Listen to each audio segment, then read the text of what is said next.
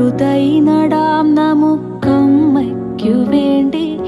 ഒരു തൈ നടാം കൊച്ചുമക്കൾക്കു വേണ്ടി, ഒരു തൈ നടാം 100 കിളികൾക്കു വേണ്ടി, ഒരു തൈ നടാം നല്ല നാളേക്കു വേണ്ടി.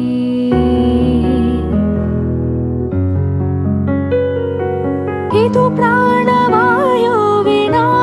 നടുന്നു, ഇതു മഴയ്ക്കായി തൊഴുതു നടുന്നു, അഴകിനായി തണലിനായി തേൻപഴങ്ങൾക്കായി ഒരു 100 തൈകൾ നിറഞ്ഞു നടുന്നു, അഴകിനായി തണലിനായി തേൻപഴങ്ങൾക്കായി